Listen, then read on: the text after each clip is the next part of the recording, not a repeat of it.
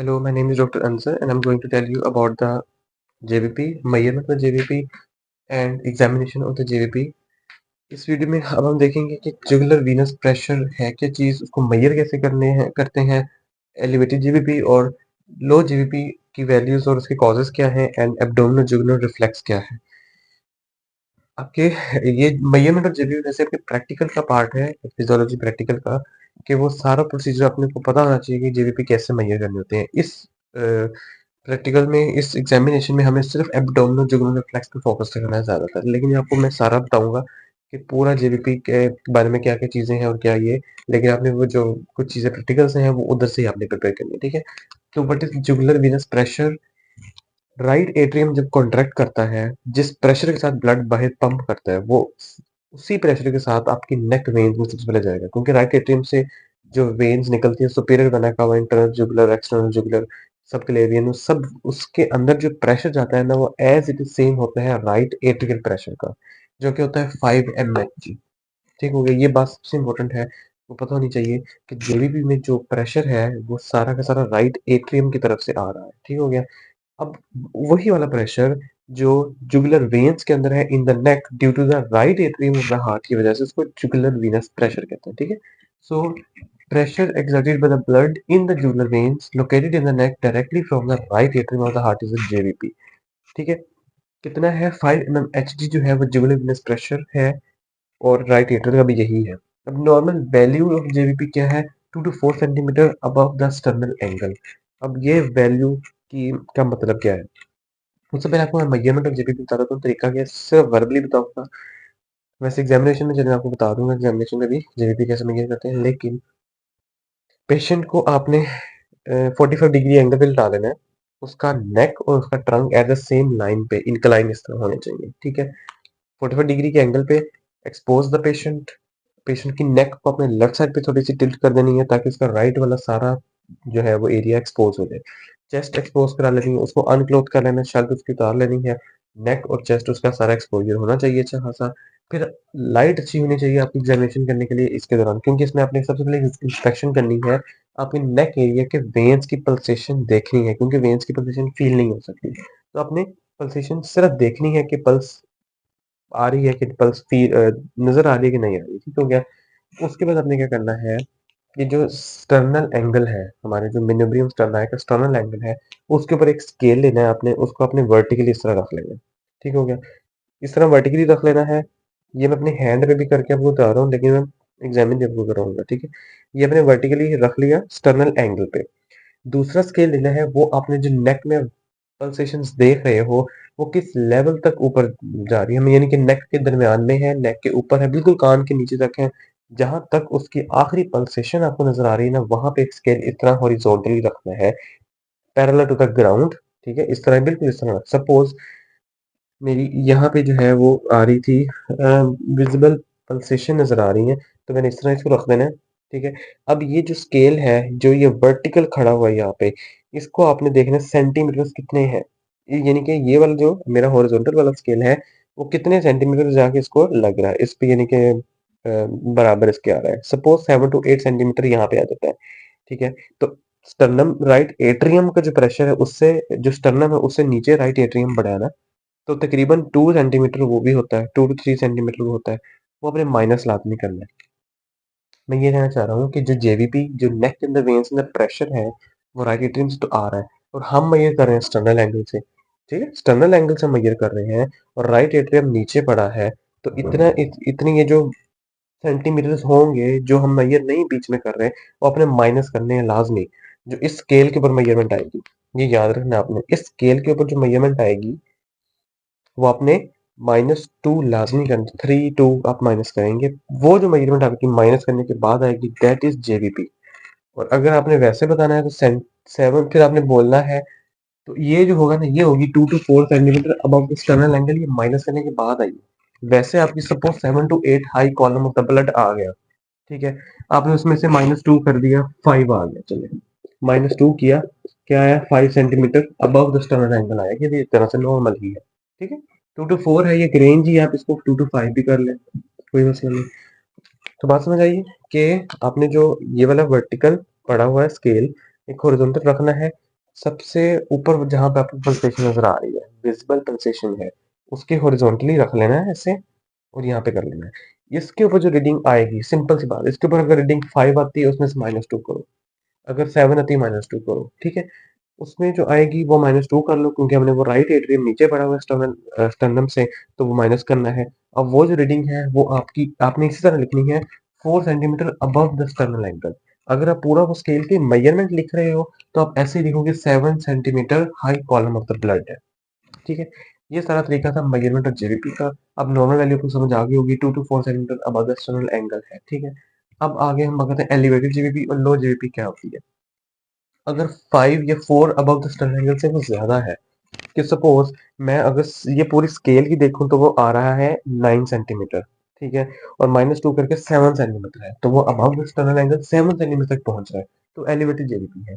4 या 5 से ऊपर है, 5 भी है तो वो नॉर्मल ही है वैसे तो, लेकिन अगर 5 से ऊपर चला गया, 6 आ गया है एक्सटर्नल एंगल से ऊपर, तो वो एलिवेटेड जेबीपी है। अब उसकी कॉजेज क्या है, heart failure, cardiac tamponade pulmonary embolism. लो जेबीपी आपकी 2 centimetre above the sternal angle है, कि स्टर्नल एंगल से ऊपर हमने देखा बिल्कुल 2 सेंटीमीटर से भी कम है, 1 सेंटीमीटर आ रहा है या 2 सेंटीमीटर आ रहा है, तो वो लो जीबीपी होता है। नॉर्मल क्या है, 2 टू 4 या 2 टू 5, चलो 2 टू 5 नॉर्मल है, ठीक है। 2 से कम अबव द स्टर्नल एंगल है तो लो जेबीपी है। डिहाइड्रेशन में और हाइपोवोलेमिया में जाहिर सी बात है, फ्लूइड लेवल ही नहीं है तो जीबीपी निकाल रहे हैं, ठीक है।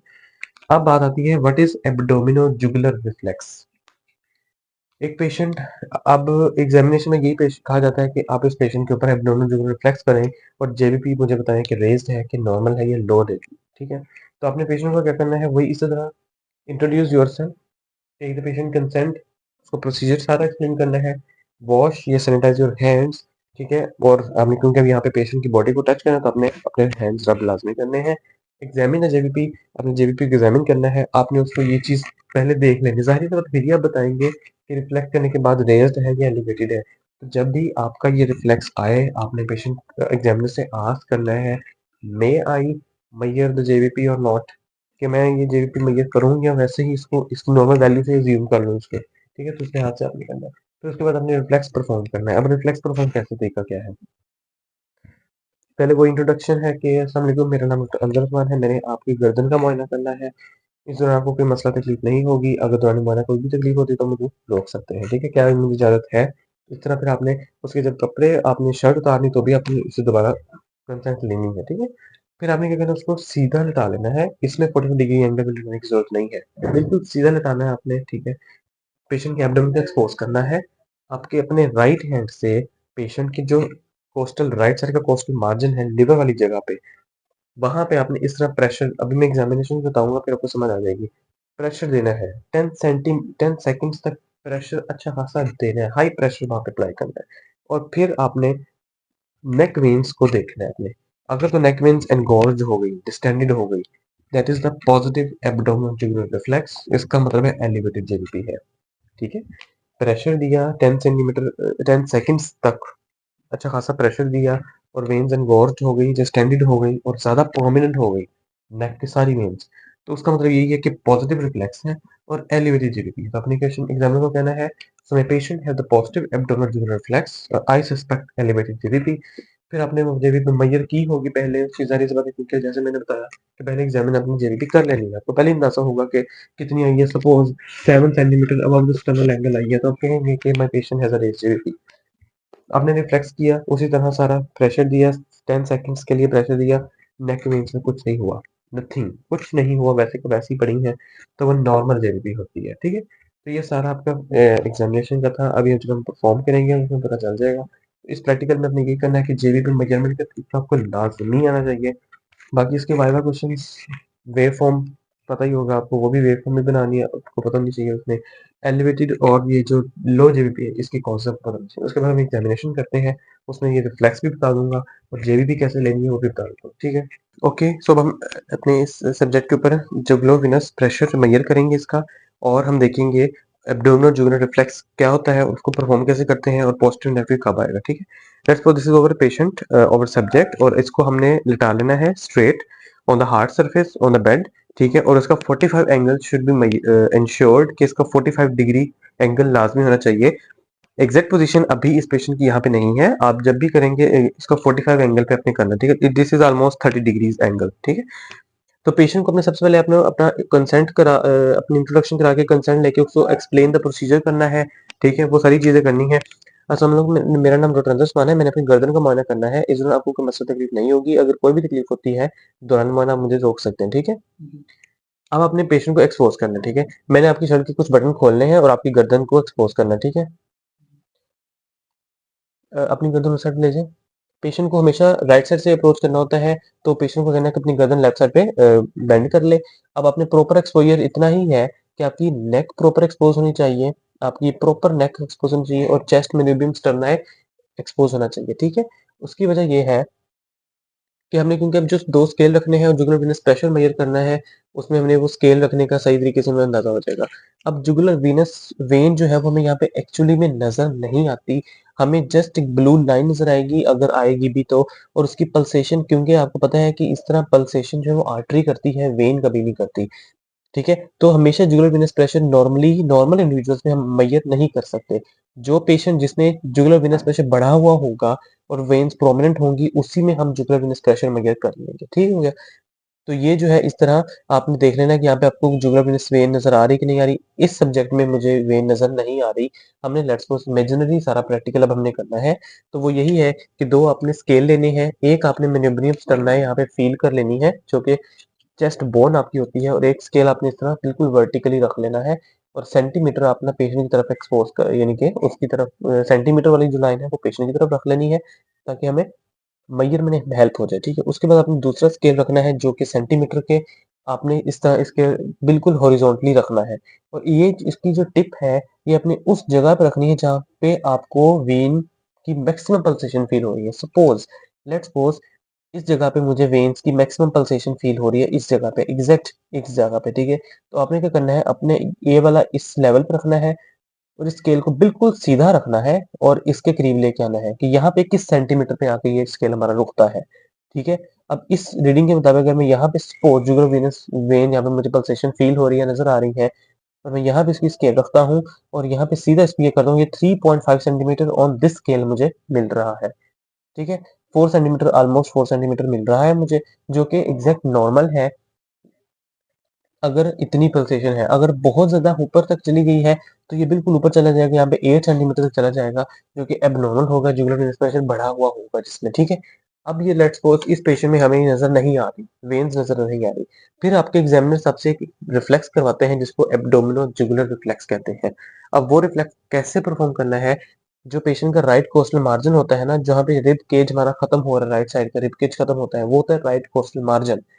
आपने अपने हाथ की डायरेक्शन इस तरह रखनी है, ये जो अपनी थंब है और ये फिंगर इस तरह रखनी है, और उसी के डायरेक्शन में आपने जोर देना है। पहले आपने दबा के रखना है बिल्कुल जहाँ पे एंगल खत्म हो रहा है ना, आप थिन लिन रीजन में फील करेंगे चेस्ट एंगल, जहाँ पे ये रिब केज खत्म होती है वो फील होता है एंगल, ठीक है। बिल्कुल आपने इस जगह पे जोर से प्रेशर देना है और दबाई रखना है फॉर फ्यू सेकंड्स, और आपने नेक को देखना है कि कोई वेन एंड गोर्ज यहाँ पे हो रही है कि नहीं हो रही, प्रोमिनेंट हो रही है कि नहीं हो रही।